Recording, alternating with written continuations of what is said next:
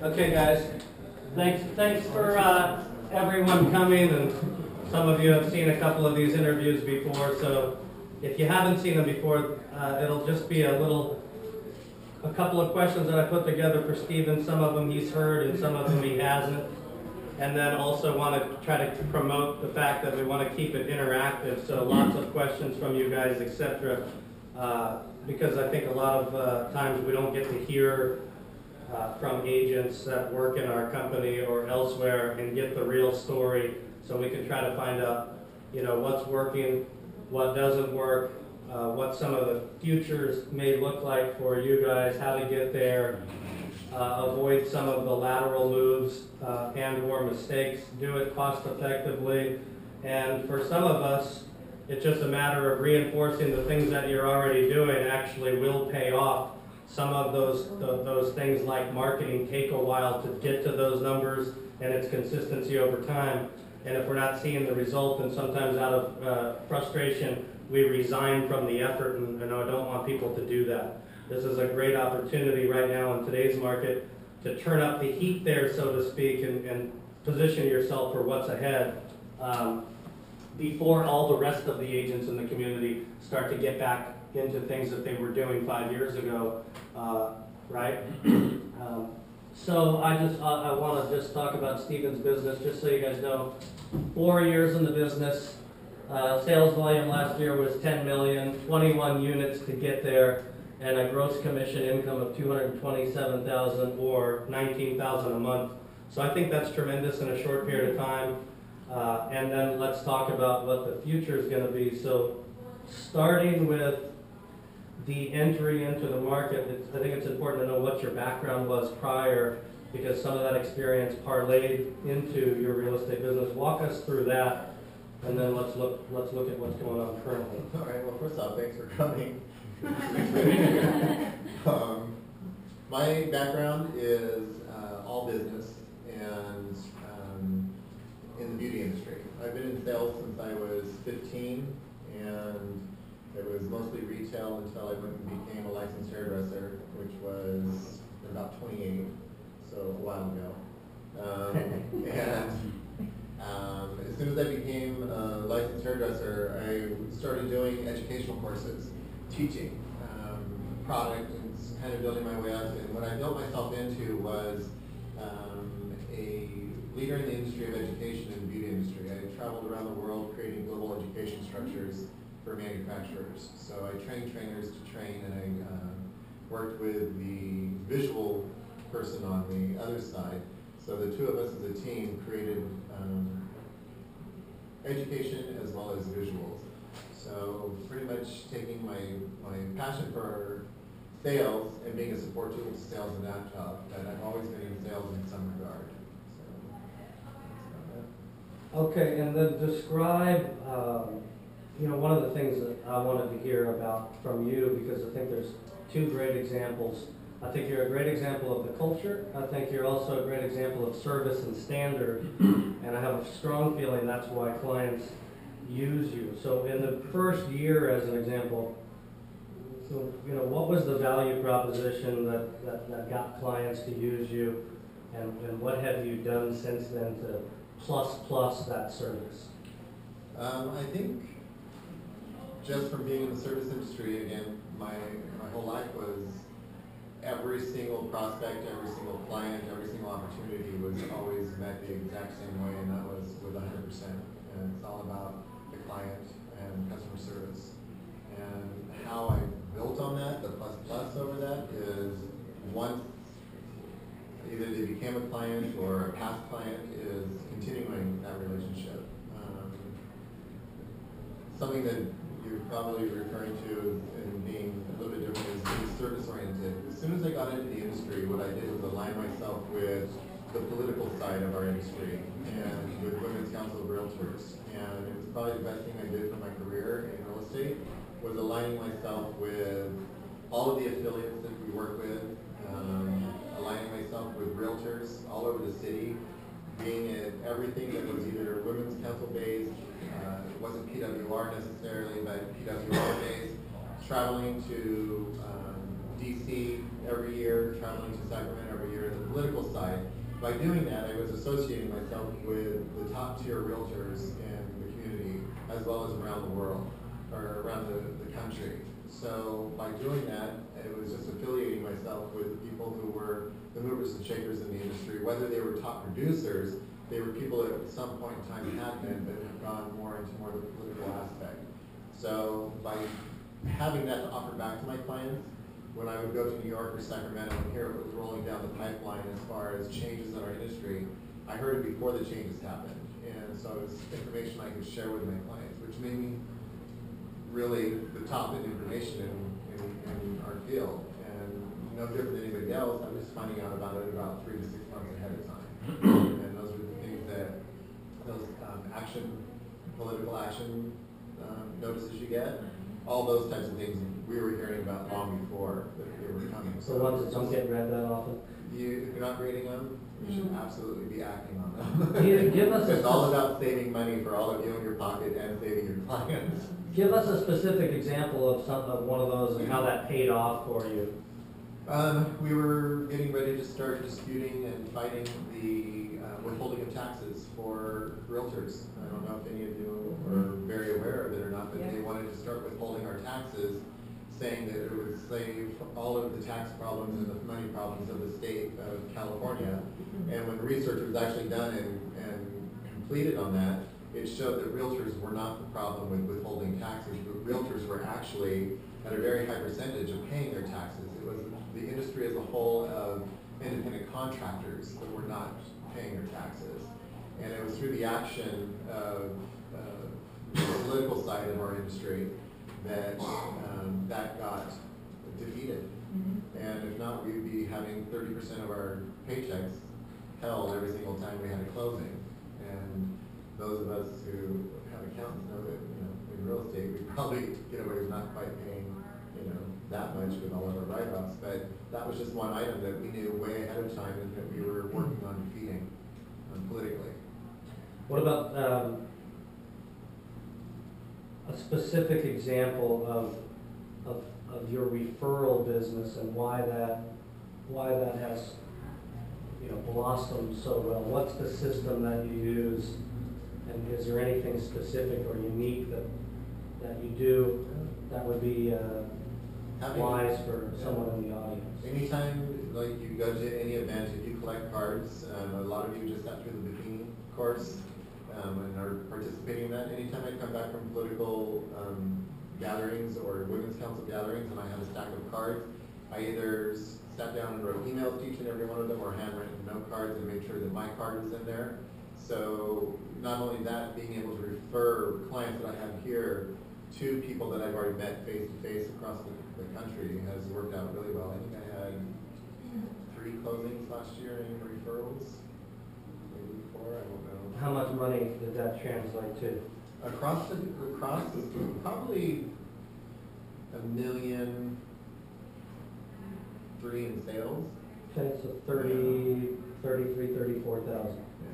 For doing absolutely nothing besides taking care of the client the way you would take care of them here. Now, what about on the other side of that with past clients? What are you doing to generate referral business there? Something that's unique that we may not be doing in our business? I don't know that it's unique. I think going back to what you were saying, since day one,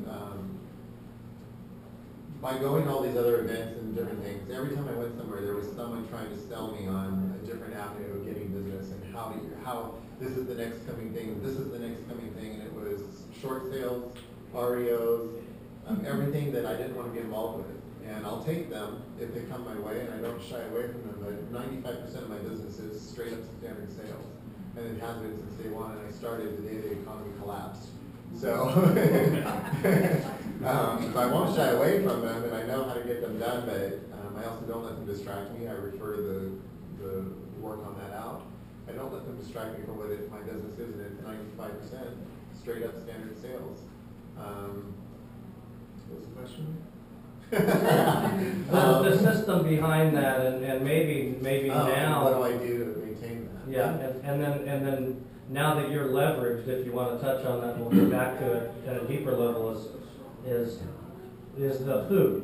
The what is the system and the touches, and then who's doing that, Well, in the beginning, every time, I was doing something, I use a lot of the Bikini system. I don't use it completely. I use what works for me. So like I said, when I would go anywhere, people wanted me to get involved with short sales. They were trying to distract me and sell me on a different aspect of the business. And the one thing that I just saw from the very beginning was you have to stay focused on what works for you. And what works for me is client satisfaction, service, and repeat business, referral business. And that's what I'm comfortable with. I'm not comfortable with cold calling. I don't want to do it. I never have. Never will. Just so you know, that's just me. But if it works for you, go out and kill it and stay focused on it. That's what's worked for me. In the beginning, I wrote the note cards. I did all the pop-bys. I prepped the pop-bys. Does everybody know what that is? Yeah. Is anyone not familiar with Ryan Buffini? Yeah, just popping by your client's house with just no other reason than just be there to say hi and give them a small gift. It doesn't have to be anything. It could be a lollipop, something. But it's top of mind marketing. Do you separate the items of value or those Popeyes? In other words, do you do anything different for $1 million plus, $2 million plus versus 300,000? No. No, I don't do anything different. I probably, to turn around, not for the sale. I treat every single client exactly the same because they're just as valuable. What I do differently though, the people who refer me business, I do more for. Okay, so what happens when I refer you somebody? I call you today and I say, Stephen, Joanne wants to buy a piece of property. What happens to me and when? We just acknowledge the referral immediately with just something as simple as a Starbucks card. It doesn't have to mean the business is going to go anywhere, but just putting a note, hey, thanks for thinking of me, really appreciate it, enjoy a great refreshment, on me. How much on the Starbucks card? On those, I think we do 20s for those. 20s? Yeah, 20s on those, and then things like when a client responds to filling out a Zillow form or a Yelp form on us, we'll just send them a $5, hey, thanks for taking care of that, or thanks for thinking of us and giving us such great work. It's just a $5 refreshment, but they've also just had their closing gift probably, which is typically just your standard basket, but I take items out of that basket and replace them with logo items of my own stuff. How much do you spend on that? $80. Okay. $80 That's for something like that. Sorry? Who was that for? Closings, any kind of Closing, closing, okay. yeah. And then typically if someone's referred his business, we give them an additional something at closing and stuff. So it's just about that recognition. Sorry. So with your closing basket, you spend about $80. What do you include in your basket? I missed that. 3 bottles of wine, some crackers, a wine stopper, a bunch of stuff. It's just from Vans, but then I make them take out their wine opener, and I have my own logoized wine openers, and I put those on there with a personal note with a sticker that says, "I'm never too busy for your referrals." Just Brian Buffini. It's just asking again for the business. Sometimes one of the bottles is half empty. But still sticks it in there. That's because Dave has to keep it. So just things like that, and then he's talking about leverage. I do want to make one comment because I've heard this before, and it's something I did not do. I used to reward the people after the deal closed, and I then was taught that you reward the behavior because that's what you're trying to promote is the behavior. So if you're not doing it at the time of the referral, you could be costing the continuation of that behavior. So I just wanted to say that. Absolutely, just the acknowledgement. It can be it's not what you give, it's the idea that you gave and that you acknowledged, an acknowledgement of yourself. A note card can be just as effective. I mean, it's so passé in today's world that anybody gives a written note card, and I have the handwriting of Hannibal Lecter. And I sit down, and now Kevin sits down and beautifully does it. I sit down and do note cards. And I just ran into a client the other night who's redoing his kitchen, I think on Saturday.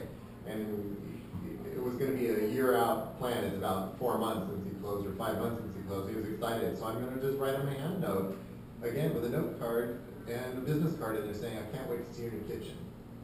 Okay, talk to us about that plan. So you said it was going to be a year out, so Now I'm already- thinking there's yeah. a system in place there that's a checklist. No, it was gonna be a year out for him to do his kitchen. Oh, I see. And he decided, he was all excited when I ran into him, that he's doing it ahead of time. So, note to self, note card when you get back to the office.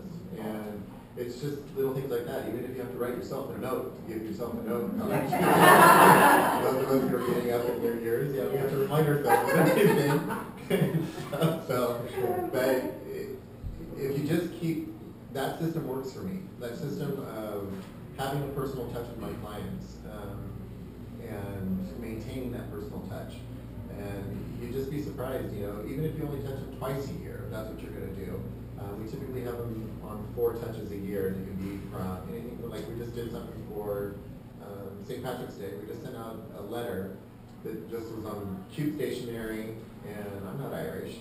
And we just said, you know, we've been so lucky to work with you. We wish you the luck of the Irish. We put a $2 scratcher in there. And if you can think of anybody who's a benefit from our relationship, let us know. And I've gotten Facebooks, emails, phone calls, and ran into a couple people who are like, I didn't win anything. And, you know, I have to reinvest my money. It's not that there's anything in there. It's just that it made them laugh. It brought a smile to their day. They thought of us, you know, whatever it was. And it took us 2 hours to put the whole thing together, 3 hours, from labels to printing to compiling. How many people did those go out to? 85.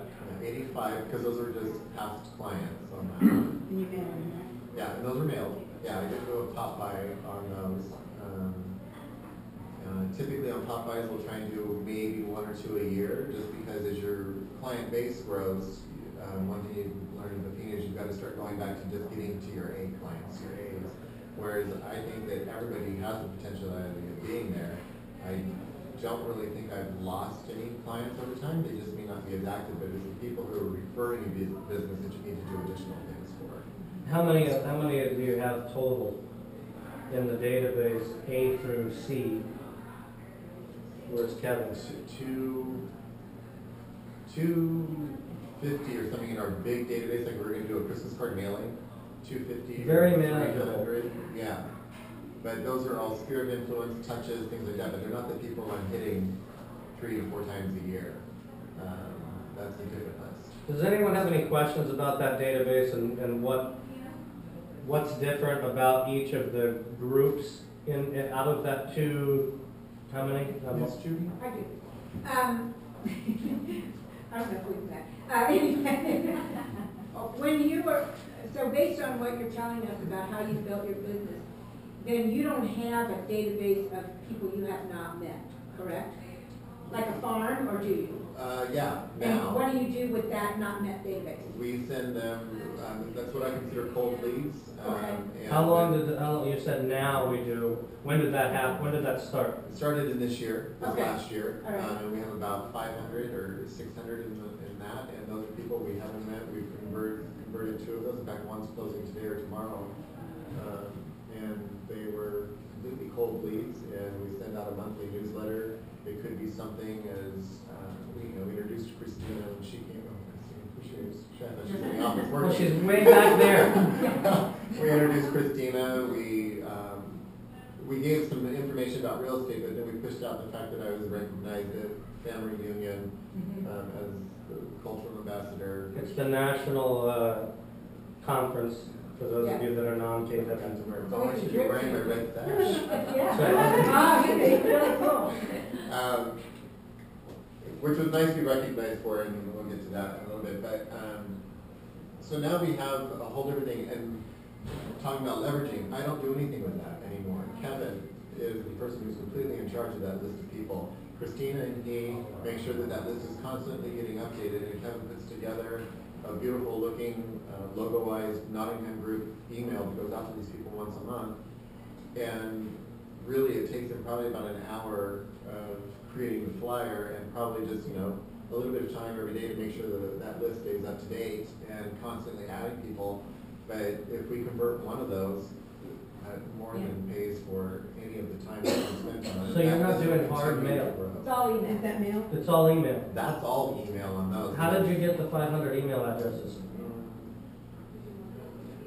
people just emailing into us, Zillow, Redfin, Realtor.com, anybody who contacts us, and they're people we reach right back to immediately.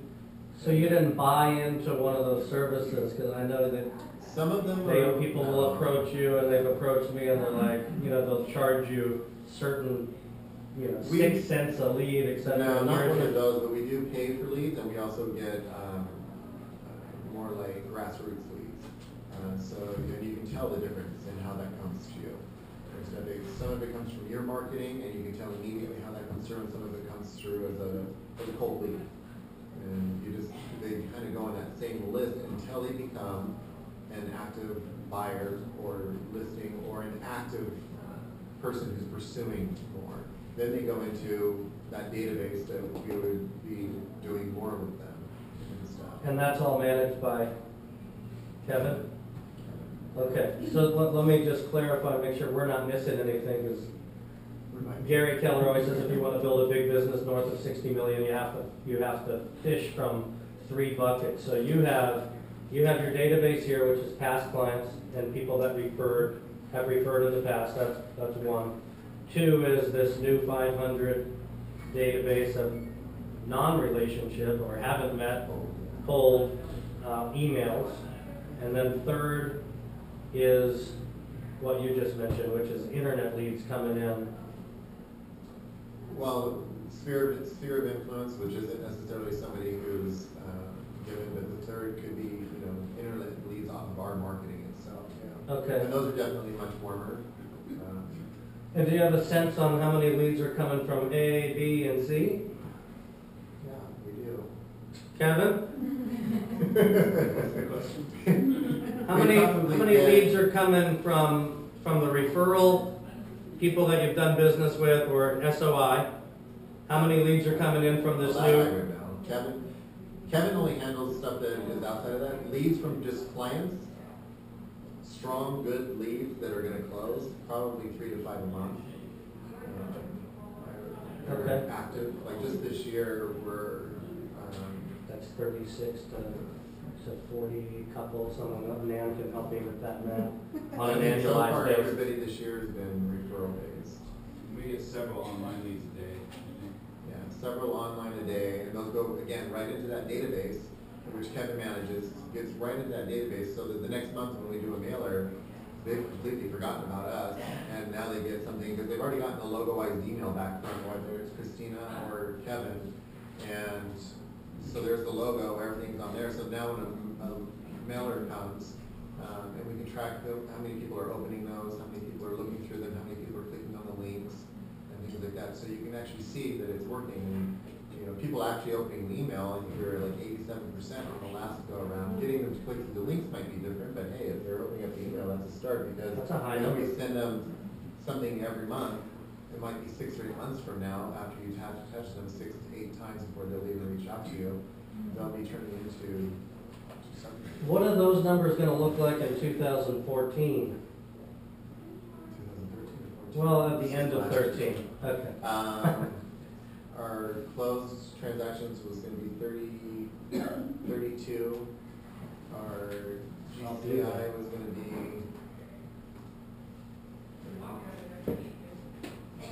340 or 360, I forget. And Volume? volume was going to be, I think, at 13 and a half. Okay. Any idea what 14 will look like?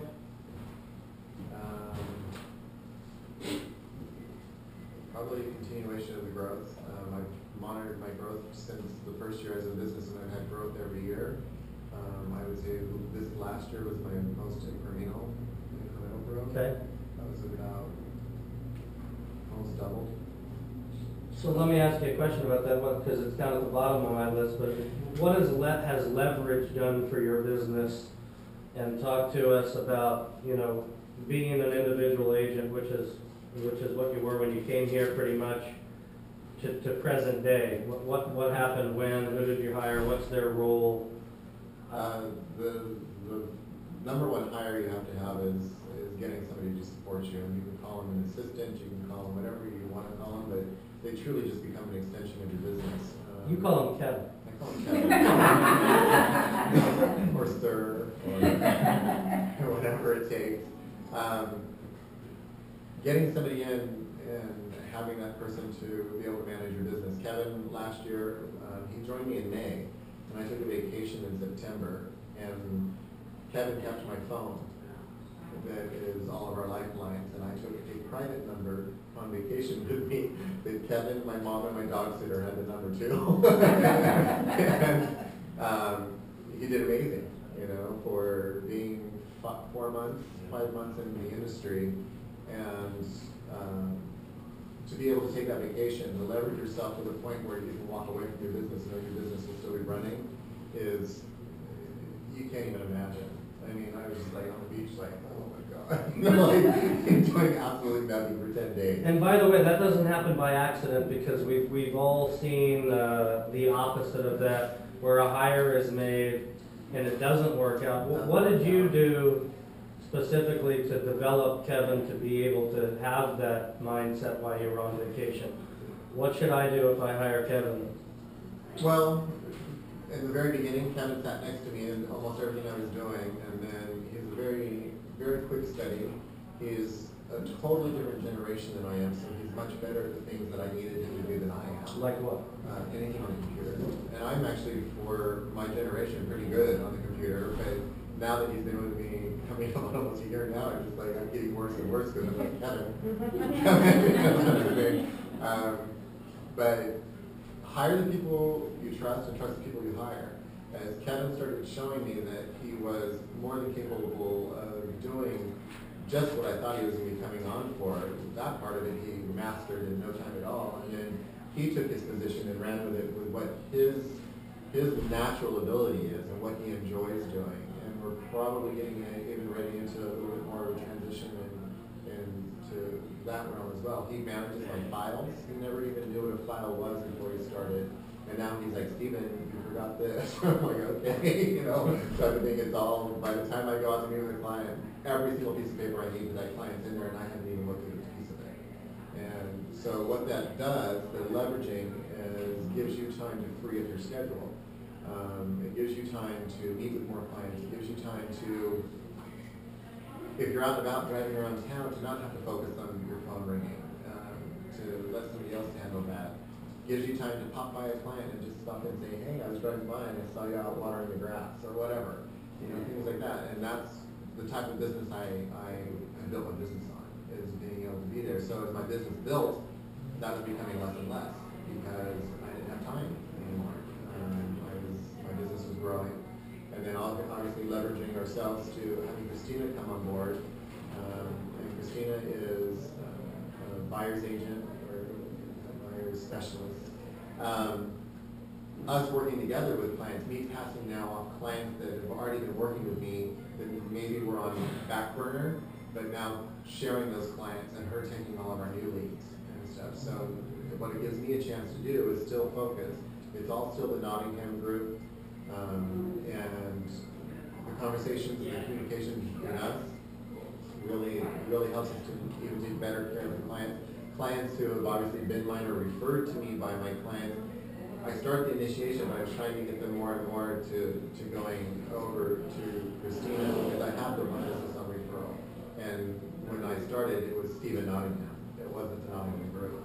And so my clients know me as Stephen Nottingham, not the Nottingham Group. It's I'm educating my clients more and more. What are a couple of things you say or do to create the expectation for the client? I know a lot of agents have a little hesitation around that. They're not really sure how to handle the pass-off, if you will. Walk us through that in your experience. Now all of my initial conversations start with me. We're here for you. Prime example, I just got a lead this morning. A realtor in San Diego wants me to represent him. And immediately my conversations turned into, oh, we're grateful you called. Thank you so much. We look forward to working with you. A minute later, I followed up with an email. Just so you know, I'm copying Christina and Kevin, part of my team, on this email. They'll be just as instrumental in their business, and we really look forward to working with you and stuff. So again, it's just putting that out there. He was a cold lead. In fact, I asked him, how did you find me? Because I wanted to know. He says, oh, you remember the first picture that popped up on Realtor.com? And I was like, oh. You know, I was like, all right, this is a realtor. I would have thought he would have had his own sphere of people to contact in another city, and he did and stuff. So that would be somebody who will get automatically switched right over to Christina. But since he called me directly, I just started to warm up to that in a follow-up. Have you ever had anybody say, absolutely not, I'm only working with you? Well, we've only been together, about 6 weeks now. No, and I don't think that necessarily my clients would necessarily be that way. I've had some clients that I've been working with and I'm continuing to work with. Christina opened up the door for me while we were at family reunion, and I gave her a referral fee on that particular closing, which just closed. So she opened up one door, and we're doing that, and I think it was $500 or something that, it was my client that I've been running all over town for, and I was gone, and they needed to get in to see this house because we all know what the market's like right now. You gotta get it in a day. We wrote the offer while I was gone, and got it accepted, and we just closed escrow, and so I truly believe that everything should be rewarded. You've got to spend money sometimes to make money, and everybody's heard that. Kevin had a choice when he first came on board with me. You could make more money per hour, or you can get bonused on every closing. And he said, I'll get bonused on every closing. Now I think he wants both. And now after we've said so many good things about you. Oh, you're probably not going to get the car. And then his bonuses, the minute I capped, increased. So as I made more money, he should make more money. So that's just my own personal belief. And it doesn't mean, it probably goes against everything in the system sometimes, but I'd rather keep Kevin and keep Kevin happy than have to go through another transition, or making sure that Christina at least gets happy. I have a ton of leases right now.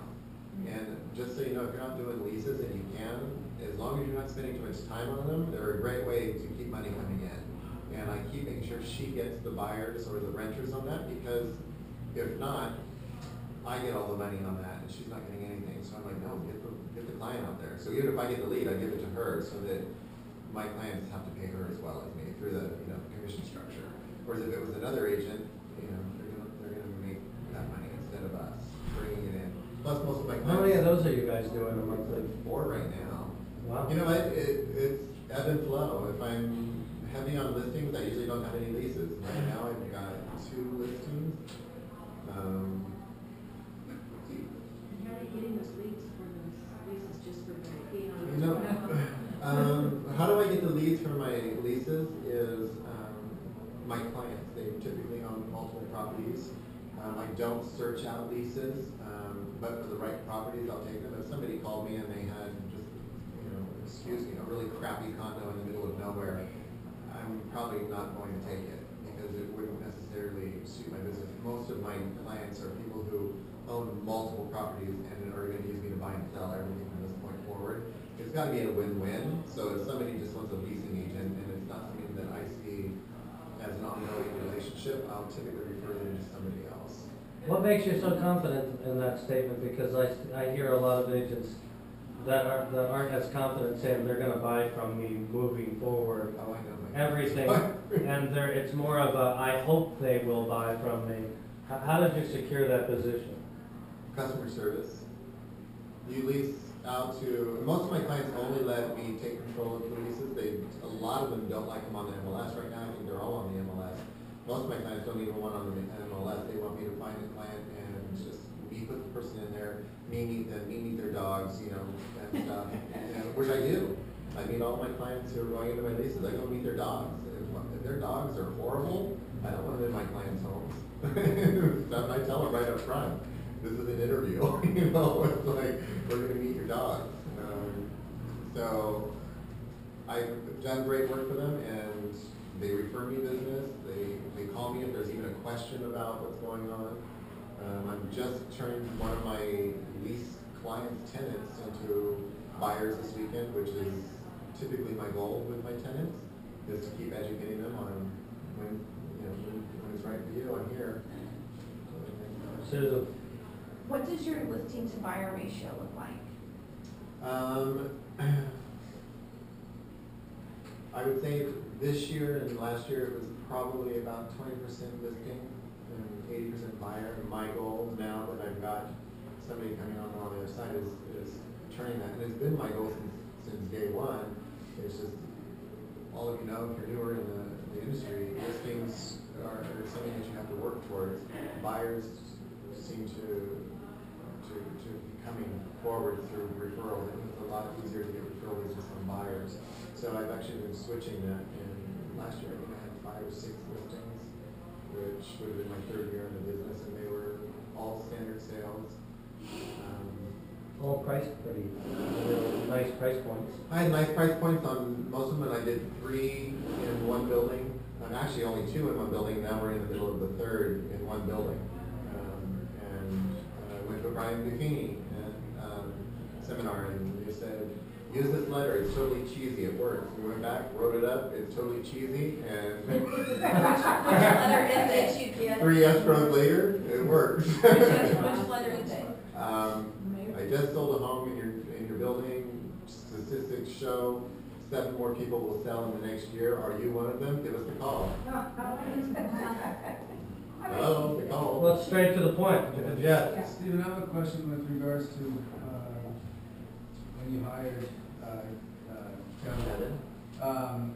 What was your thought process on part-time versus full-time, given it sounds like you were doing 5 or 6 million a year, something like that? I had an assistant when I was at my last brokerage, and she was an assistant that was becoming an agent. So, and when I moved over here, she had chosen not to make the move, and now I think she's out of the business. But and then I See what happens? Well, kudos to her. She just had a baby, so I'm really happy for her. This last week, but I saw the benefit straight away. One thing that I've known from being in business is if you don't have an assistant, you are an assistant. And not that there's anything wrong with being an assistant, right, Kevin? but you are that person if you don't have that person. It's a different set of skills. Yeah, and if you're doing all of it, you can only get to so much. Then I had 2 really horrible hires, and it detracted from my business. And Were they full-time or part-time? more part-time, yeah. And then Kevin, he's about 30 plus hours a week. So not necessarily full-time, right? It ends up being about 30 to 35. Yeah. How'd you find it? How much does Kevin handle on the technology side? You know, I'm kind of asking that question for Right. Ronnie. Well, let me ask back to his question is, part-time or full-time, I know your numbers. Your numbers would be climbing incrementally if you had somebody. Yeah, and I did have an assistant for about 4 years. Okay. And yeah, it's like But now you- the vacation comment is classic because I remember not having my phone really away, kind of tucked away. But now it's like, you know, Every time it rings, I still you're like- vacation a lot, but it's like, A beer in one hand and a phone in the other. Good mix. No comment. What I can't hear is the waves are crashing. but the ability to do business while you're away is definitely there. Before Yeah. good cell phones, I remember being on a satellite phone, needing to point it through the cloud, and Yeah, taking you a have to call me. listing for 800 grand and selling them a house for 1.1. Because I had my assistant to run over there, great, Whitney will be over there to get the listing agreement signed tomorrow. Does that work? How about 10 o'clock? Boom. And they don't care. Clients. You can't use the Chilean minor excuse now when you're down in Chile because they've been rescued. You must. Yeah. So, if it's only half time to start, then I guess just make sure you know what you want to accomplish in that half time. But to me, just knowing that Kevin's there, and the nice thing about our relationship is, and I'll get to how I came across Kevin and he came across me, is very flexible. Kevin also does a lot of other work, and he's a classically trained singer, and he needs to have freedom in what he does. And he's fresh out of college last year, a year and a half ago, 2 years ago, and most jobs are not giving any flexibility. If you went to work for somebody, it's going to be, you got to be here, blah, blah. I said, no, you can have as much flexibility as you want, just let me know. And stuff. So now the benefit of that is I also now have become a board member, and this goes back to what I do in my outside life, is a board member for one of the groups he sings with, and I think we've close to $3 million in business just from referrals from that group.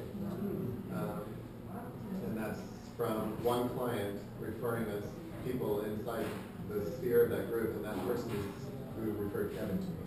It was a client, I sold his home, bought a home with him, and it was Kevin's professor in school, and one day I was like, oh my God, I've got to find another ticket. It's like, you know, running on showings, I'm coming back writing offers, I'm doing my emails, and, you know, trying to get the listings, you know, all of us do it and stuff. And now with Kevin, I'm like, Kevin, can you send that email? Can you, if I'm in the car, of course, the minute you get in the car, I told him, the minute I get in my car, your phone's going to blow up. That's when everything comes back into my mind, type of thing and stuff. So I found him through a referral from a client, and that's because I put it out there.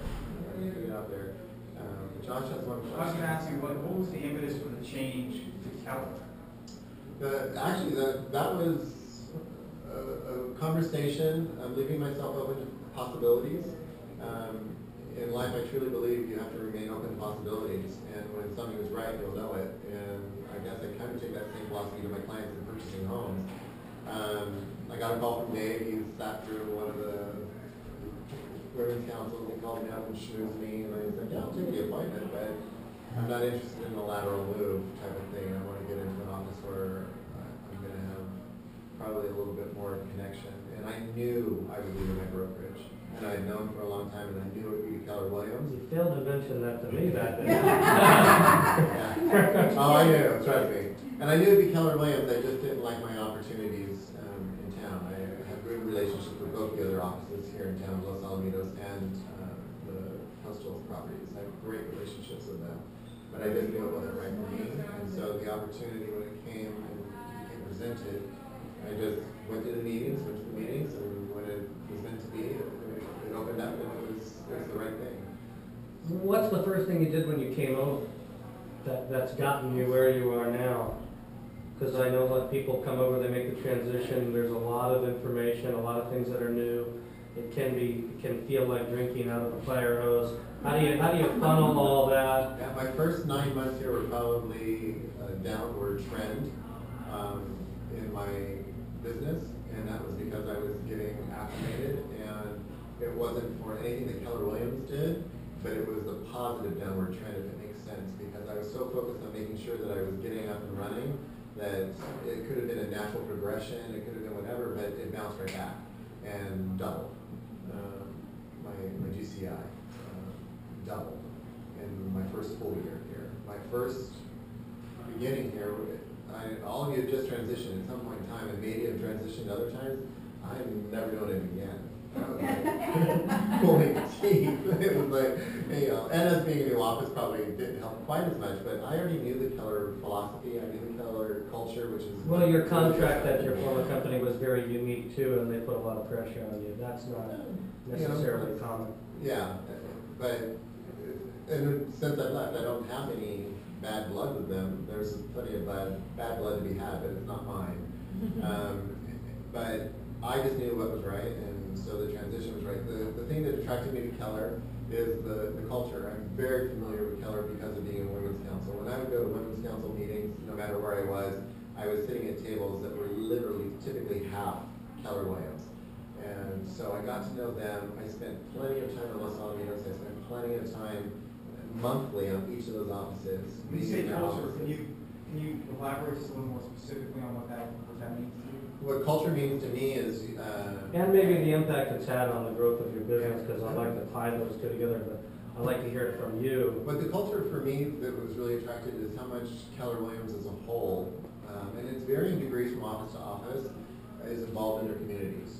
Most offices don't do anything in their communities, and my office I was at didn't do anything unless it was mutually beneficial for them financially. And my philosophy is when you put good things out, good things come back, but you shouldn't be doing them that you're expecting good things to come back. When you do something that's genuine and real, whether it's donating your time, donating money, whatever you're doing it because you're putting good things out in the universe, and it sounds philosophical, whatever. But when you do that, it comes back to you, and it comes back to you in big ways. And I knew that was what more of the mindset of Keller Williams as a whole, and then actually became even more enlightened to it by becoming head of the culture committee and the KW Cares committee, and becoming even more aware of, well, this is what the full big picture about these programs are and stuff. But that's probably one of the most attractive things about being a part of the Keller Williams was to me. The nice thing about being a part of the core group that came over here is the core group that we came over with, all of us have the same thing. We want an office that remains open and fun, and that we keep the right people coming in, because all of us have worked somewhere at some point in time in our life where you're like, oh God, you go in and you're like, so-and-so's going to be there. I walk in here every single day and I'm like, God, who's going to be here today? There's always people here, and if you haven't spent a lot of time in other offices, no matter who they are, Keller Williams offices by large are always the offices I've been in that have people in them. And I just think that's amazing. My last brokerage, we had 18 agents, I think. It was, a small boutique brokerage, and there was 2 of us there every day. And that's something else I believe in is if you're not working in your business, you're not working. And if you're not here every single day, then you're going to be getting your rewards that you deserve. Do you get those comments from clients too? Because I've heard 4 of my clients say, wow. Oh, oh my God, there's people here. Yeah, clients coming in and they're like, oh my gosh, the real estate market must be booming. There's bodies in here. You walk into some and you're like, a bowling ball through it. By the way, a lot of the clients don't realize the market is where it is. I just met somebody last night. I was around the corner with Milan, and the guy's thinking, he's thinking the market's still the way it might have been several years ago. That message really has not hit. It's your jobs to go out there and communicate that message with people, because he had a condo for sale that he's willing to sell right now, and he's happy to move to Temecula. Yeah, a client who's just here on Sunday who's been here No for a clue. week, and he was like, oh my God, is it always like this on Sundays? I said, yeah, Sundays. Yeah. We're typically all running around, so we're not in the office as much, but he's been here at nighttime and sees the pulse. So yeah, it is a huge selling point. If you have clients that you're not bringing into the office, bring them in at a time when you know it's going to be some activity, and they're going to be excited about what they're doing. Give us a couple of things in the last few minutes here, back to your internal business. Talk to us about the culture of that business, the relationship that you have with your team, what the accountability measures are, and what are the 20%? Everybody is familiar with the 80-20, and one of the things you mentioned earlier is, early on by having Kevin, it allowed you to focus on other things. What are they specifically, and what are the mistakes you see other people making that they should avoid? I'll address what you label as mistakes, and I guess that I'll just take it from a different point of view. Or maybe limited beliefs. Yeah, philosophy is, I came from a working background where I was salaried, but I worked probably 60 hours a week. And I've always enjoyed working. And when I got into this industry, it was the darkest days of the world history. And every time I went to these meetings, people's perspectives, oh God, it's so miserable, oh, it's this. And I was just like, I don't know, whatever. And I just kept going. And it's something I learned straight away. It's your perspective. You can turn anything into the right situation. And so I ignored all the naysayers the entire time I was out there going around and doing what I was doing, and kept my perspective on, what, it is what it is, and just keep moving forward. If you're not going to an office every single day, my philosophy, this doesn't have to be yours, you're not opening yourself up for business.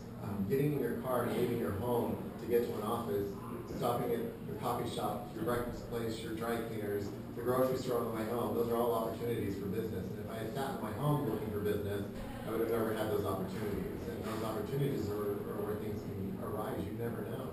I just picked up a $1 million investment buyer from sitting next to them in a coffee cup. But when I came back the next day, because everybody there knows me, because I go there all the time, she says, oh my gosh, those 2 ladies who don't even talk to themselves. They talk to you through the entire breakfast and stuff. And it was just an opportunity. It may or may not turn into a closing, but the opportunity is there and stuff. So being in an office, being out and about and always making sure you know what you do first and foremost, and that's being a realtor, because we're a service-oriented industry. What's Kevin's 20%? Kevin's 20%, or my 20%? My 20% is I get to have more time with my clients, more touching, and David knows that my disc for being a realtor is completely opposite of most people's. Yours is exactly like Gary Keller, and he's done moderately well. He's done okay, yeah. But he did it for the right reasons. He did it for what was important to him and stuff. Correct. So Kevin's 20% that he needs to stay focused on? Yeah, what is his 20%? And the obvious answer is to take your 80% away, but Yes, he does. is Right he now- clear on that? Kevin, let's ask Kevin. What's your job description? You know, if you were gonna hire another person to assist you, as an example, or help Jeff Rudy make his hire, what should he be looking for? What does that person do? Well, I think we've talked about this a little bit, just in talking about our future plans for our growth. When I came on, I really try to focus on taking Stephen's 80% away. I mean, that's kind of my focus, is to see where I can fill in the gaps so that he is doing less. And do you feel like at this point, now that you've gained the knowledge of the industry, are you managing him to a degree? Yeah, well, and then now because we've got a system in place for that, and I've got a job description laid out. For Who what created works for that us. system? We kind of just did it together. I think that it's just part of my job is trying to keep track of what I'm doing and how much of it I'm doing, and